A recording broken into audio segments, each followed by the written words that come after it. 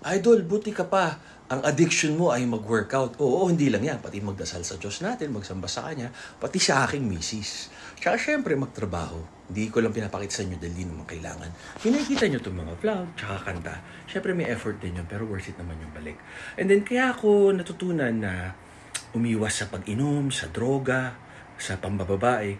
Kasi natutunan ko yung pagkakamali sa father side ko na Persian, tsaka stepfather ko na Arabian.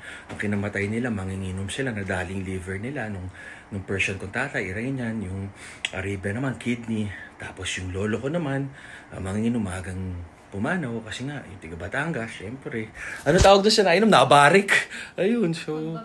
Pagbabarik. So, iwas tayo dyan. Pati droga, huwag tayo tumigil. Baka magustuhan natin. As alam ko, may addictive personality ako. Kailangan may routine. So, ginagawa ko, workout, si misis, kanta, yung mga business, yung mga aso, yung everything positive at makakatulong. So, ganun lang.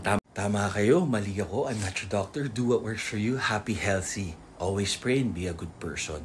So, huwag nyo na subukan kasi baka maging addicted kayo, kunwari, sa pagsusugal. Mahirap na kasi sayang yung hard-earned money nyo, di ba?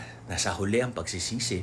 At hindi mo alam kung gaano ganda yung buhay mo pag nagbago na, pag kinuha ni Lord. Pag biglang nakakalakad ka, hindi ka na nakakalakad. Nakakatakbo ka, hindi ka na nakakatakbo. Dati, marami kang nakakain sa isang araw, 3 to 5 times a day. Ngayon, wala na. So, kung ano man meron ka, magpasalamat tayo and be a good person.